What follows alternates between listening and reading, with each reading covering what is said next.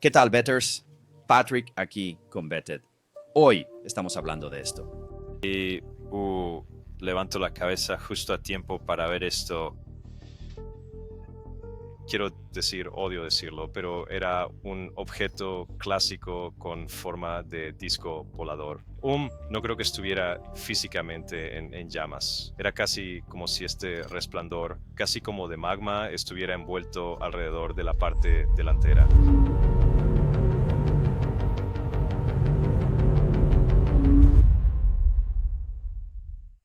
Muy bien, Betters, por favor denle al botón de me gusta, eso realmente ayuda a los videos y por supuesto si aún no están suscritos presionen el botón de suscribirse. Estoy tratando de llegar a 100,000 suscriptores antes de fin de año y realmente necesito su ayuda. Ahora, solo para que lo sepan, voy a tomarme unos días libres porque mañana me voy a España. Así que solo para que lo sepas, pero estaré de vuelta en funcionamiento en poco tiempo. Así que vamos a entrar en este video. Muy bien, básicamente la historia es esta. Hay un caballero que se presentó, este nuevo denunciante que trabajó en una base nuclear militar, ¿de acuerdo? Y su trabajo era como proteger lo nuclear o lo que sea, misiles o lo que sea, y experimentó múltiples cosas en este base. Estamos hablando de seres sombríos en múltiples ocasiones. Estamos hablando de un disco volador, como acabas de escuchar en la introducción, una luz brillante en su primer día al llegar a esta base. Y esto ocurrió a lo largo de, ya sabes, 3, 4 años, ¿verdad? Esto es honestamente muy, no sé, es un poco impactante para ser honesto contigo, porque él no está solo, hay muchas otras personas que estaban con él, ¿verdad? Ahora, algunas de estas personas no quieren presentarse, pero Ross ha hablado con algunas de estas otras personas y lo escucharás mucho en la historia decir nosotros, nosotros, nosotros, y ya sabes, hay mucho en esto. Honestamente no pude incluir todo, así que recomiendo ver esta entrevista completa. Pondré un enlace abajo en la descripción de a verlo, porque hay mucho que sucede que no cubrimos en este video, ¿verdad? Como dije. Pero vamos a la historia principal, que pensé que era la más loca.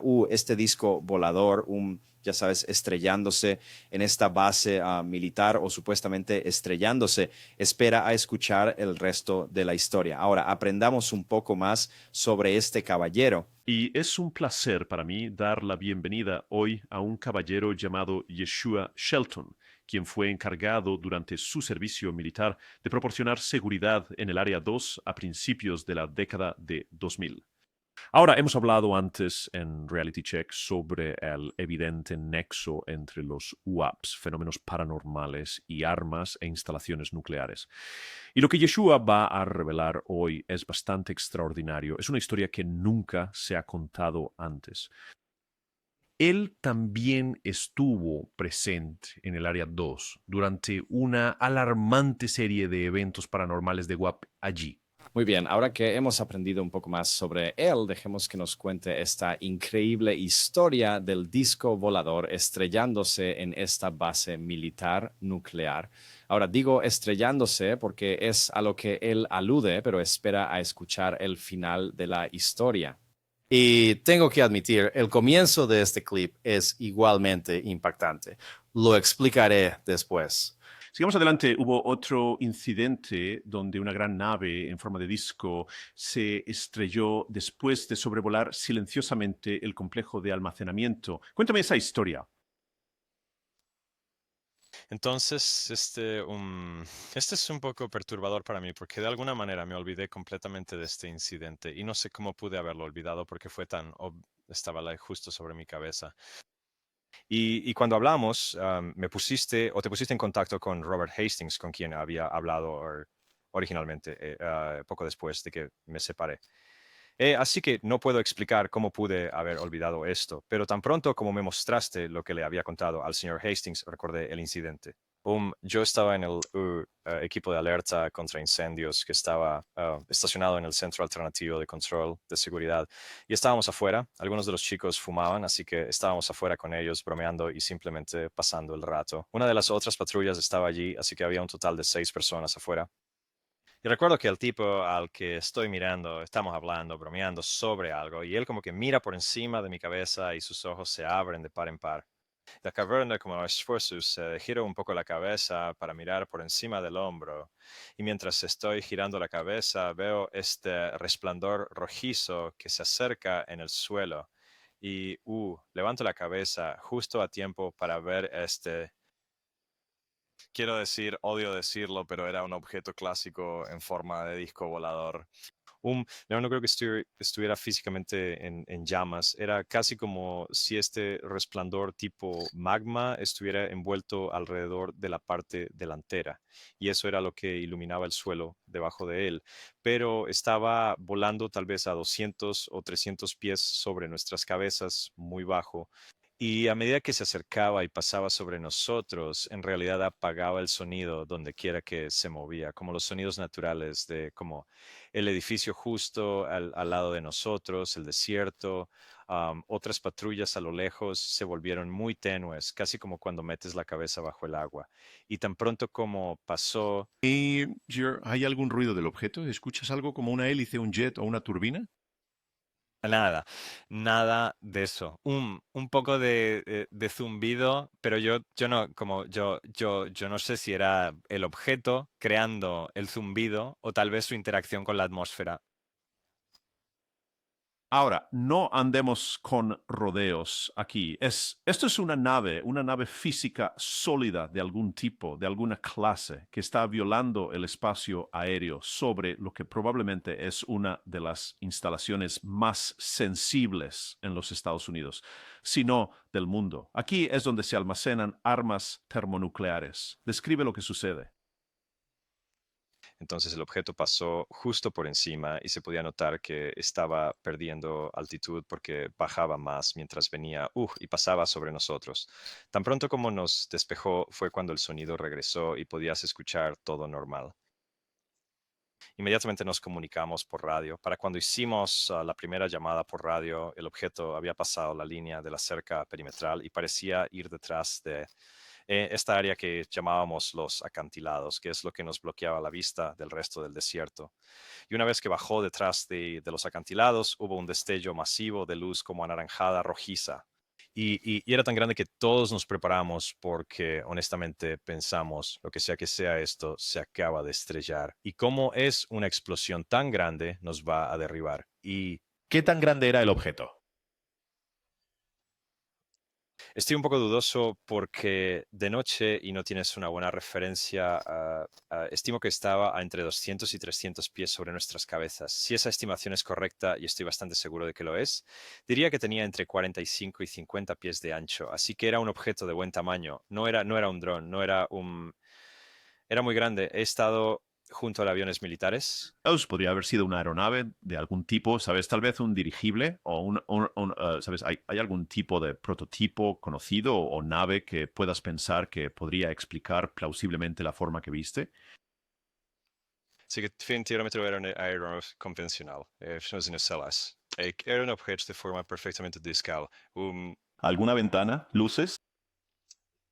Solo vimos la parte inferior y la parte inferior era perfectamente lisa. No habían, quiero decir, pasó bastante rápido, pero no había marcas obvias, no había obvias señales de... ¿Tenía un brillo metálico o era de construcción desconocida? ¿Viste? ¿Parecía construido?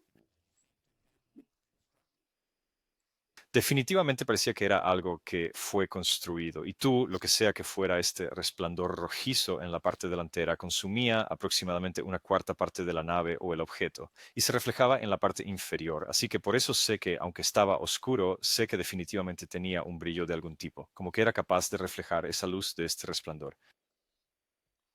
Y entonces escuchas esta explosión masiva. ¿Hubo una conmoción? ¿Hubo Así que fuerza física de la explosión? Así que esa es la cosa, no escuchamos una explosión, vimos tan pronto como pasó bajo el blue detrás de los acantilados y de nuevo definitivamente estaba en una trayectoria descendente, vimos el destello brillante de esa luz anaranjada, no hubo sonido y esperábamos, nos preparamos. No hubo sonido, no hubo fuerza de conmoción, no hubo nada de lo que esperarías y todos nosotros, quiero decir, nos sentimos un poco tontos porque de repente haces esta pose tonta donde te agachas. Nada, ningún sonido, ninguna fuerza, absolutamente nada. Entonces, ¿cuál es la respuesta a algo así? Claramente, algo ha violado el espacio aéreo sobre una instalación increíblemente sensible. Obviamente tienes que ir e investigar.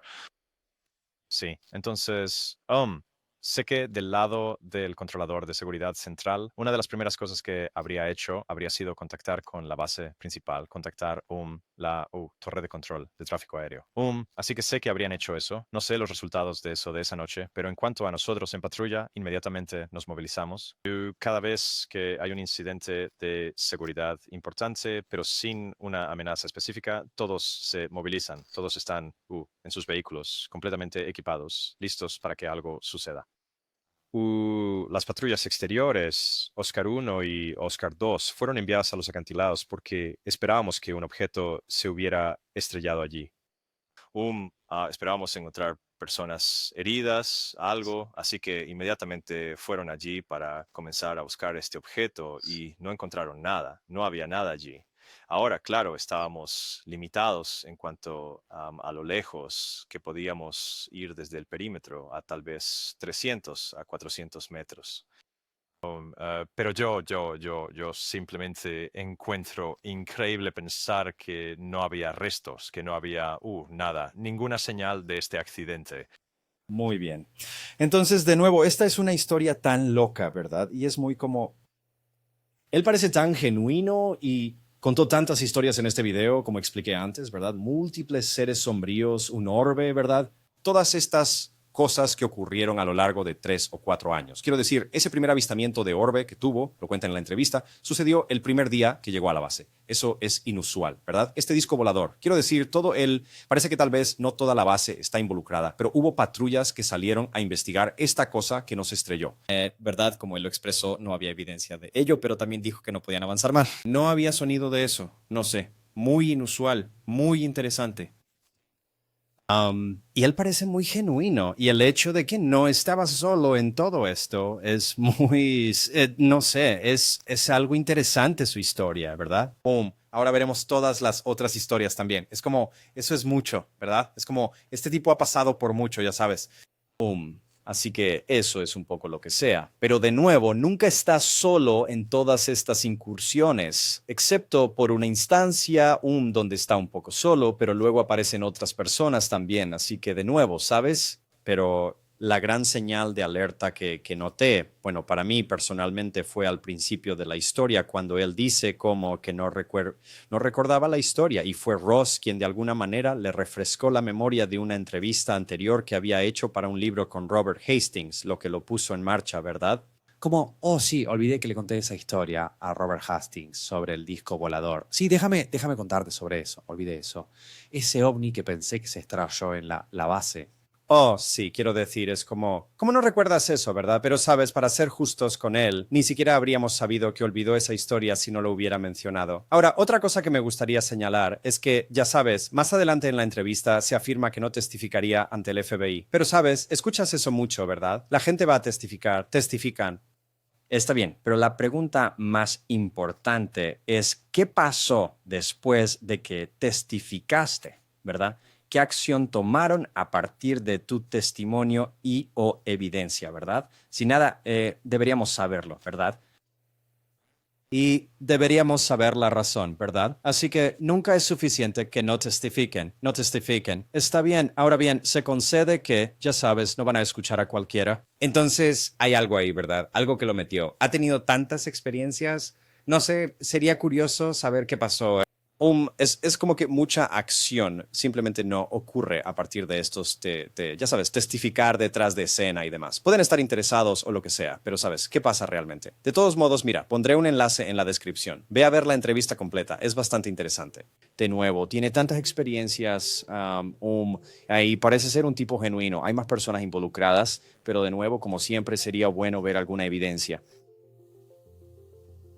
para esto, ¿verdad? Pero ya saben, aquí estamos. Así que bueno, nos vemos en la próxima. Recuérdenos, cada día es un regalo. Paz.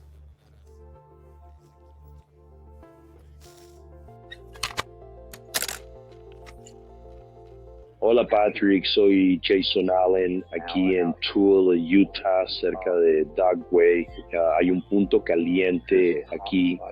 Veo orbes con frecuencia, generalmente a cierta hora de la noche. una mañana hace un par de meses, eran como las 5:30 de la mañana, había un objeto allí, estaba brillando naranja, cruzando el horizonte, se puso muy brillante, volvió a ser solo naranja normal, desapareció por unos segundos y luego, como en Star Trek, cuando van a velocidad warp, hubo una estela de luz hacia el cielo y fue lo más genial que he visto. Gracias, Patrick. Thanks, Patrick.